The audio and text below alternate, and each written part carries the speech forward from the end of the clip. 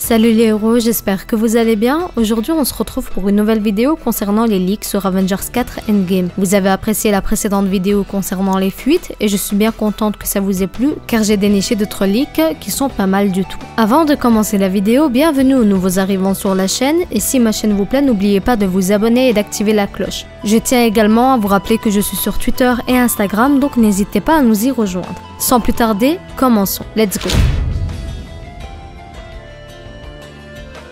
Tout d'abord, je tiens à préciser que l'histoire du leak présenté ne se déroule que sur les deux premiers actes du film Avengers 4 Endgame. Le premier acte n'est pas centré sur de l'action, mais le background est mis en place assez rapidement. Comme on l'a vu dans les trailers, Tony Stark et Nebula sont piégés dans l'espace, et selon ce leak, Tony utilisera des pièces de Nebula afin de réparer le vaisseau et s'échapper sur Terre. De son côté, Thanos aurait utilisé le pouvoir de la pierre de la réalité pour reconstruire Titan. Gamora est alors apparue pour lui parler, elle l'a pardonné pour ses actes et s'est également excusée de son côté. Cependant, cela ne provient que du pouvoir de la pierre de la réalité, une manière de nous dire que le gant, même endommagé, est toujours fonctionnel. Sur Terre, Ant-Man est revenu de la dimension quantique. Il a voyagé à travers le temps, voyant le passé et le futur sous ses yeux. Il s'est vu devenir Ant-Man, aller en prison et a vu sa fille grandir à travers les années. Il a essayé de quitter la dimension quantique pour arriver au présent qu'on connaît, mais arrive quelques semaines plus tard que prévu. De son côté, Thor a trouvé un endroit où vivre pour son peuple et Rocket l'a rejoint car il s'est retrouvé seul. Thor retrouve alors Valkyrie, il est en colère et veut retrouver Thanos dès que possible et venger les morts en le tuant. Cependant, Valkyrie insiste sur le fait que c'est dangereux de riposter avant d'être complètement prêt. Au moment même, Rocket reçoit un signal du vaisseau sur lequel se trouvent Tony et Nebula, qui se dirigent vers la Terre. Rocket et Thor interceptent alors le vaisseau. Rocket est très déçu de voir que seuls Nebula et Stark soient les seuls survivants du snap. Par contre, il commente l'impressionnante modification du vaisseau par Tony Stark. Tony fait un arrêt à la maison pour voir Pepper qui visiblement n'a pas été atteinte du snap de Thanos. Il lui explique alors les événements et lui dit qu'il doit réparer ce qu'il s'est passé et s'en va. De leur côté, Steve, Natasha, Bruce et Rhodey sont au QG des Avengers.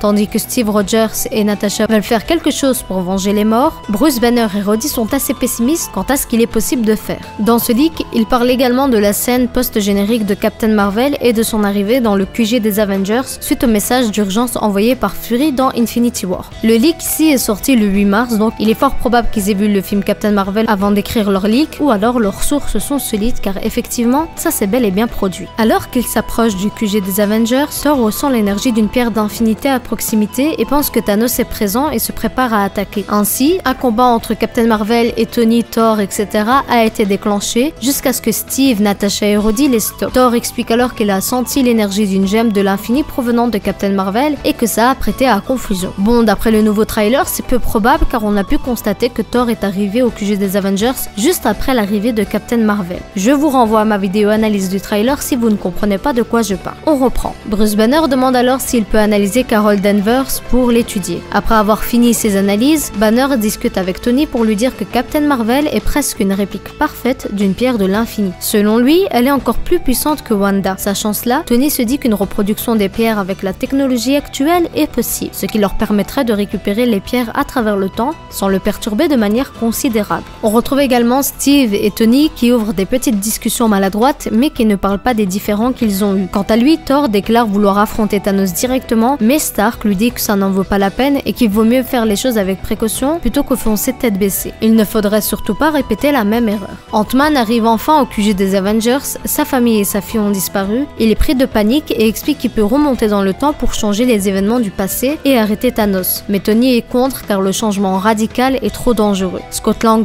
devient hystérique et supplie Tony en lui expliquant qu'il a vu sa fille aînée dans le monde quantique et lui dit qu'il y a une certaine réalité où elle est encore vivante. Ça revient à la théorie de l'univers parallèle dont on entend beaucoup parler sur la toile. Par la suite, Tony se rend au Wakanda accompagné de Banner, Captain Marvel, Rocket, Nebula et Rhodey pour examiner les recherches de Shuri et les analyses qu'elle a su faire de Vision. Les analyses de Shuri leur permettent de savoir comment créer un réceptacle pour les pierres de l'infini et l'analyse de Captain Marvel leur permet de comprendre comment copier les pouvoirs des pierres. Ainsi, ils créeront un nouveau gant afin d'annuler le claquement claquement de doigts de Thanos et tueront celui-ci avant qu'il ne puisse faire d'autres dégâts. Ant-Man aidera donc une équipe à entrer dans la dimension quantique et Captain Marvel en fera de même avec la seconde. La première équipe se chargera de récupérer les pierres de l'espace et de l'esprit et la seconde les pierres de la réalité et du pouvoir. Ensuite, ils se rassembleront pour récupérer les deux dernières pierres, celles de l'âme et du temps. Je vous propose de deviner qui sera dans quelle équipe respective. N'hésitez pas à jouer le jeu, à mettre pause et à me noter dans les commentaires ceux qui seront avec Ant-Man dans l'équipe A et ceux qui iront avec Captain Marvel qui font partie donc de l'équipe B. La première équipe selon ce leak est composée de Tony Stark, Ant-Man, War Machine, Natasha et Banner qui remontent à l'époque de la bataille de New York. Banner doit copier le Tesseract tandis que Natasha et Rhodey doivent l'aider à protéger cet artefact. Banner n'arrive toujours pas à faire sortir Hulk malgré l'aide de Natasha. Par la suite, Banner est face à face avec le Hulk du passé après l'avoir sauvé des Chitauri. Il y a un silence entre eux et là Bruce a une sorte d'illumination. Plus tard, il explique à Natasha que la base du problème vient du fait que Hulk n'ait pas aimé être sauvé par Bruce et avoir été traité comme un enfant. Tony et Ant-Man de leur côté sont après Loki et son sceptre pour la pierre de l'esprit. Sur le passage, ils retrouvent le cap du passé et ont un échange assez drôle. Revenons à Loki. Il le désarme après sa conversation avec le Tony du passé et copie le sceptre avant de lui le rendre à la plus grande surprise de celui-ci. Une fois les deux pierres copiées, il s'en va au plus grand étonnement des Avengers du passé. La seconde équipe, composée de Captain Marvel, Thor, Rocket, Nebula, Steve et Clint, sont allés récupérer les pierres de la réalité et du pouvoir sur Nowhere. Thor savait que la pierre de la réalité était dans les mains du collectionneur et Rocket quant à lui en savait autant pour la pierre du pouvoir. Alors qu'ils s'apprêtent à copier les pierres, ils doivent encore faire face à Ronan l'accusateur.